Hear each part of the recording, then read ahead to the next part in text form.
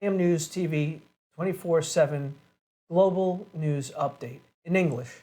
My name is Todd Goldfinger, and here are today's top headlines. Thank you for being with us. Here's the first news story of the day. The grief is still suffocating, the anger still visceral, President Joe Biden said Tuesday in this suburban Los Angeles community where a gunman stormed a dance hall and killed 11 people in January. He announced fresh federal measures to curb gun violence, but emotionally declared there must be more. Do something. Do something big, he implored. I'm determined to ban assault weapons and high-capacity magazines, President Biden told the families of some of the victims who were in the audience for his remarks, along with the 26-year-old who wrestled the semi-automatic pistol away from the gunman. President Biden's rhetoric has grown ever stronger about guns. He routinely calls for banning assault weapons, in pushing a gun control platform even tougher than during the Obama administration when he was vice president. He has been emboldened by the midterm elections when his regular talk of gun control didn't result in massive Democratic losses, and he's expected to continue to argue for strong changes as he moves toward a 2024 re-election run, his aides say. Next news. We're going to go to the second news. After the sudden collapse of Silicon Valley Bank, California Democratic Representative Maxine Waters started furiously working the phones to find out what was going on with the failed lender and what would happen to its panicked depositors.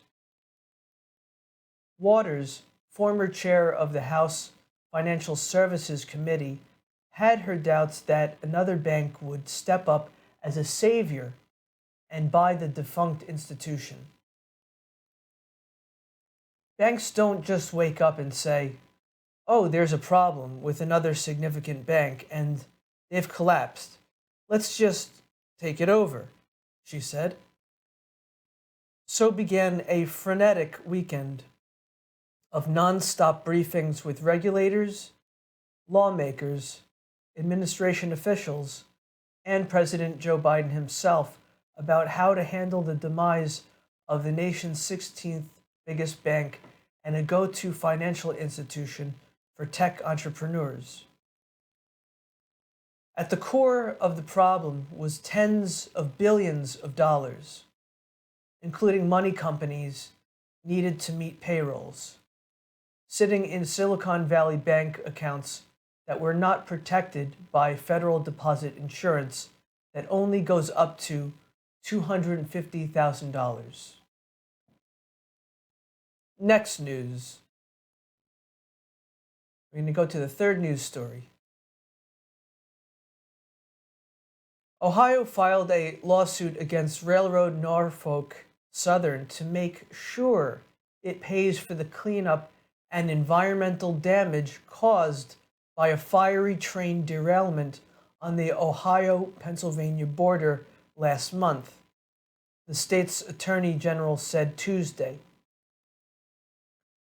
The federal lawsuit also seeks to force the company to pay for groundwater and soil monitoring in the years ahead, and economic losses in the village of East Palestine and surrounding areas, said Ohio Attorney General Dave Yost.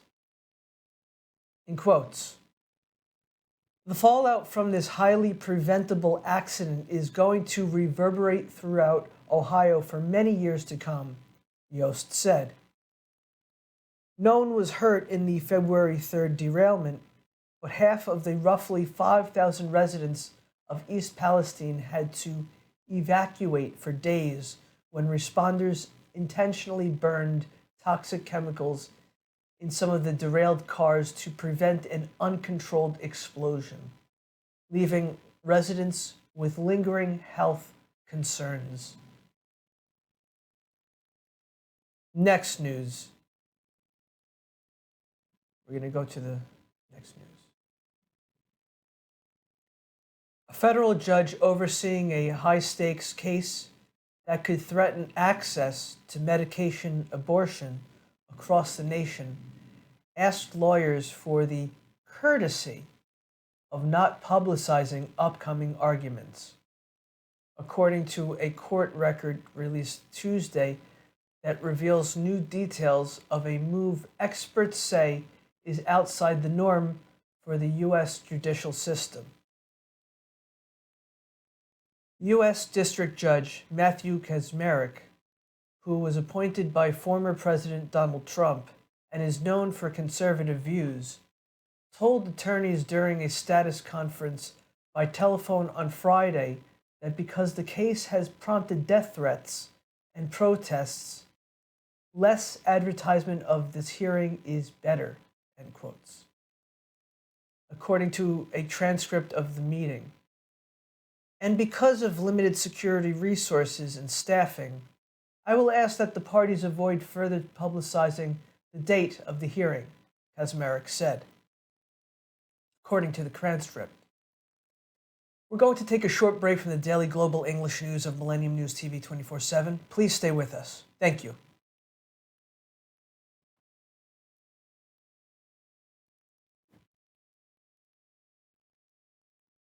To that event or to that specific moment.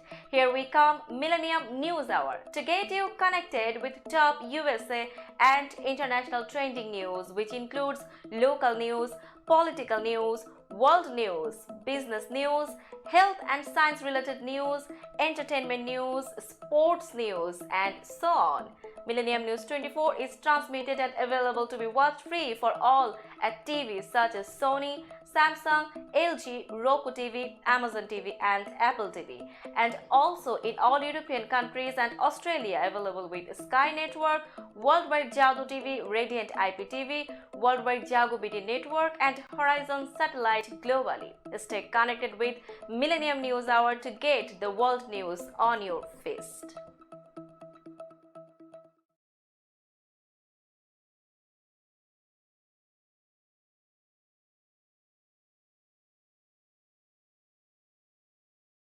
Of today's top stories. Thank you for being with us.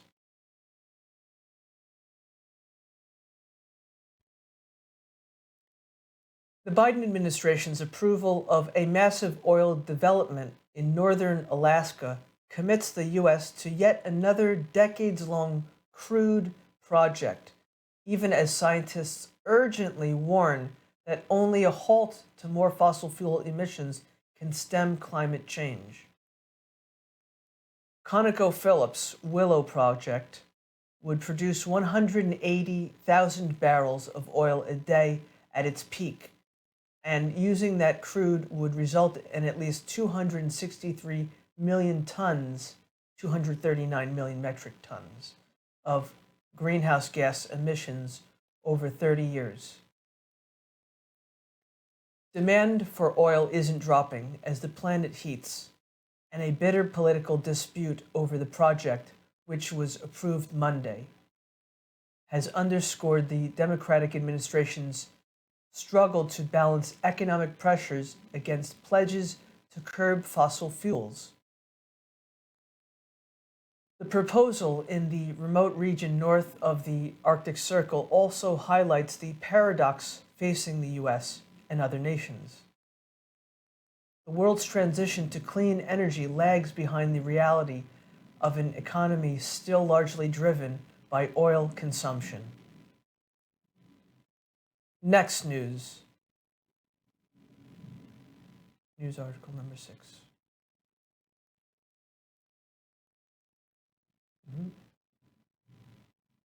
Next news.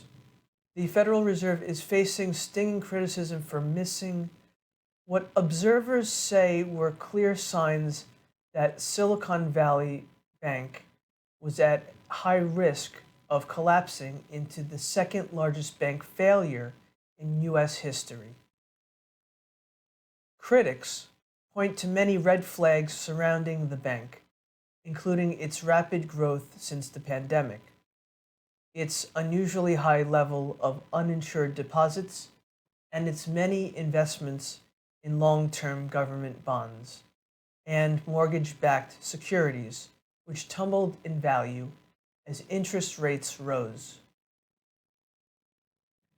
In quotes, "It's inexplicable how the Federal Reserve supervisors could not see this clear threat to the safety and soundness of banks and to financial stability," end quotes, said Dennis Kelleher, chief executive of Better Markets, an advocacy group. Wall Street traders and industry analysts have been publicly screaming about these very issues for many, many months, going back to last fall, Kelleher added. Next news.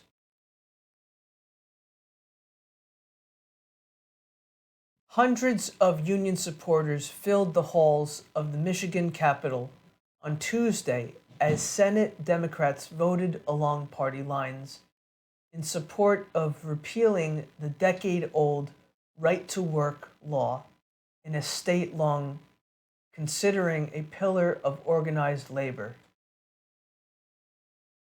Democrats have listed the repeal as one of their top legislative goals this session. The law, enacted in 2012 when Republicans fully controlled Michigan government, prohibits public and private unions from requiring that non-union employees pay union dues even if the union bargains on their behalf. Senators approved the repeal on a 20-17 vote, sending it back to the House, which passed its own version last week, but must approve the final language. Democratic Governor Gretchen Whitmer has said she'll sign it. The Senate also followed the House's actions last week in voting to restore the state's prevailing wage law, which requires contractors hired for state projects to pay union-level wages. Next news.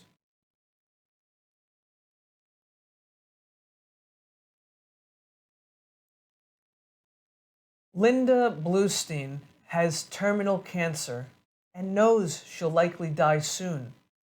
But until Tuesday, she didn't know if she'd be able to choose how or when and whether her family, friends, and dog would be with her when the time comes.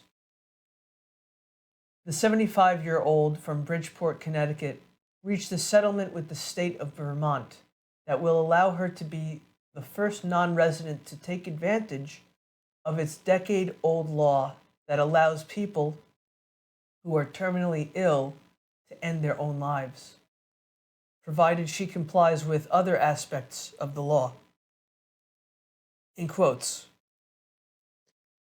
"I was so relieved to hear of the settlement of my case that will allow me to decide when cancer has taken all from me that I can bear," end quotes, said Bluestein, 75, who has fallopian tube cancer. In quotes, "The importance of the peace of mind knowing that I will now face fewer obstacles in accessing the autonomy, control, and choice in this very private, sacred, and very personal decision about the end of my life is enormous," end quotes. We're going to take a short break from the daily global English news of Millennium News TV 24/7. Please stay with us. Thank you. This world continuously revolving around various events. Every minute, every second, something is happening somewhere around the globe, and you want to get connected to that event or to that specific moment. Here we come, Millennium News Hour, to get you connected with top USA and international trending news, which includes local news, political news, world news, business news, health and science related news, entertainment news, sports news, and so on.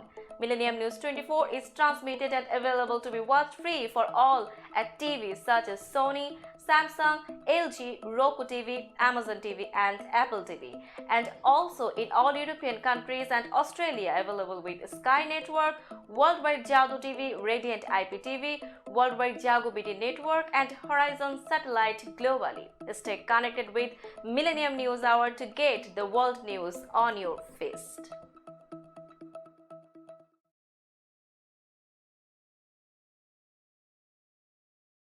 TV 24/7 Global News Update in English. Here's the continuation of today's top headlines. Thank you for being with us.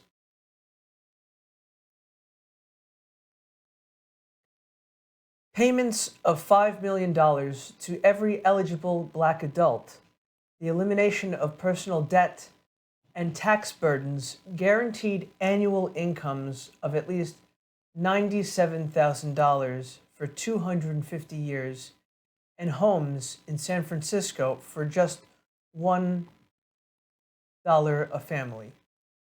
These were some of the more than 100 recommendations made by a city-appointed reparations committee tasked with the thorny question of how to atone for centuries of slavery and systemic racism. And the San Francisco Board of Supervisors, hearing the report for the first time Tuesday, voiced enthusiastic support for the ideas listed, with some saying money should not stop the city from doing the right thing. Several supervisors said they were surprised to hear pushback from politically liberal San Franciscans, apparently unaware that the legacy of slavery and racist policies continues to keep Black Americans on the bottom rungs of health, education, and economic prosperity. Next news.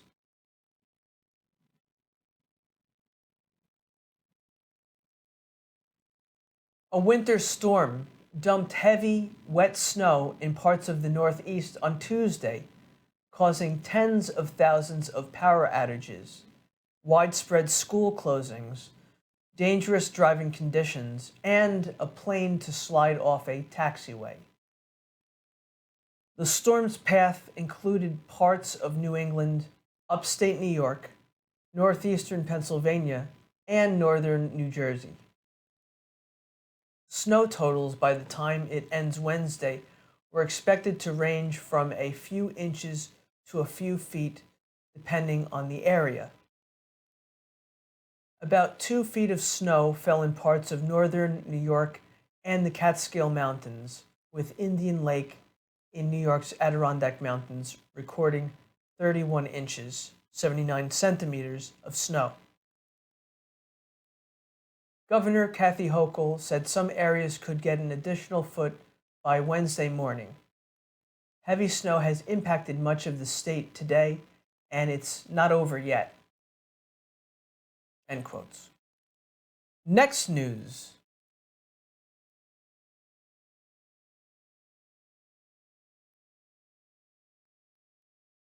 The expanded World Cup in North America got even more supersized on Tuesday.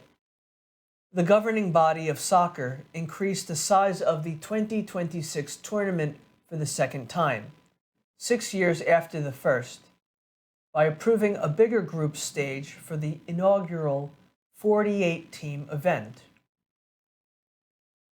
By retaining groups of 4 teams instead of moving to 3, FIFA has created a 104-game schedule that will last nearly 6 weeks in the United States, Canada, and Mexico. The final is scheduled for July 19th. The 16 host cities, 11 in the United States, 3 in Mexico, and 2 in Canada, now have 24 extra games to stage on top of the 80 they already had for the inaugural 48-team tournament. Adding about 1.5 million more tickets will also further fuel FIFA's expected record revenue of at least $11 billion through 2026 from a tournament that will rely on using high-revenue NFL stadiums. FIFA said the decision followed a thorough review that considered sporting integrity, player welfare, team travel, etc. Next news.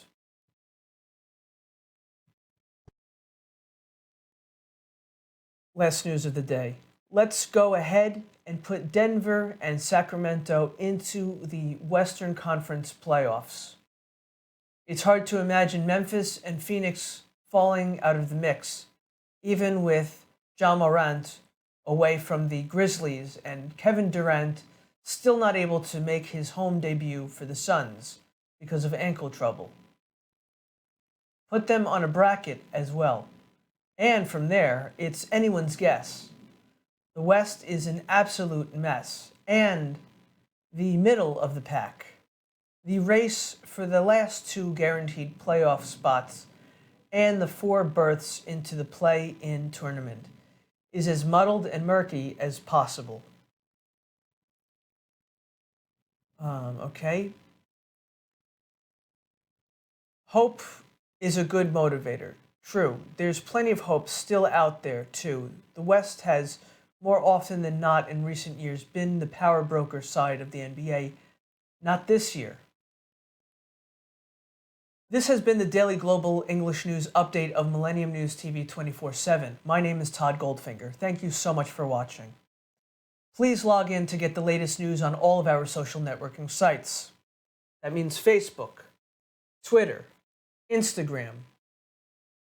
On TikTok, we are Millennium News 24. Our YouTube channel is News Channel M24. Viewers now on both network broadcasting, Android and iOS devices, Apple TV, Roku TV, Amazon Fire TV, also all smart TV platforms. Please enjoy our entertainment, our latest news, views, and editorials, our Millennium TV apps, Millennium TV USA Android, Millennium News Google, www.millenniumnews24.com. Please stay with Millennium News 24/7. We thank you, God bless you, wherever you are, and peace on earth. Thank you.